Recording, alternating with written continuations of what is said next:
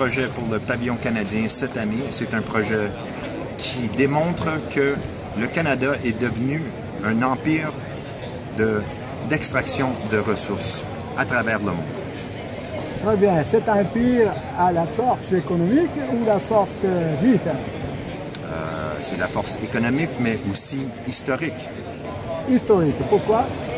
Donc, c'est un empire que ça fait déjà 8 siècles qui est en développement. Et maintenant, à Venise, c'est-à-dire au 15e Biennale de l'Architecture, vous voulez montrer quoi? On essaie de démontrer en premier lieu que sur le seuil du Canada, qui est maintenant 150 ans, qu'en fait, nous sommes devenus le pays d'extraction de ressources le plus important au monde. Très bien, nous sommes très conscients et nous avons ici un représentant du monde qui voudrait aussi nous faire réfléchir. Exactement.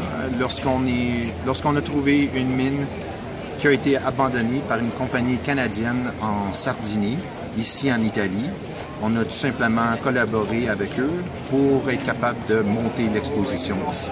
Ah, très bien. Alors donc, il y a un lien historique entre une communauté qui a émigré probablement au Canada. On n'a rien à voir.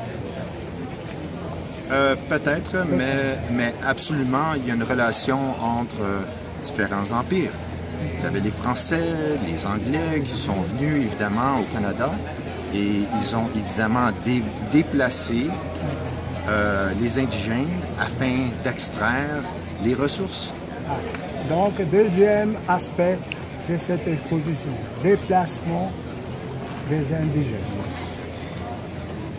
La question d'extraction, c'est une question de colonisation. Bravo. Maintenant, nous allons voir votre installation. Les champs de concentration que nous avons vus tout à l'heure dans le bâtiment central et le Canada. Les territoires d'extraction, c'est des territoires des indigènes. Et la façon qu'on traite les populations indigènes au Canada, c'est par l'intermédiaire de stratégies de séparation dans des territoires qui sont tout simplement poussés derrière les villes, dans le nord. Et il faut savoir que le modèle de séparation, de traitement des territoires indigènes ont été étudiés comme modèle pour développer les camps de concentration en Europe.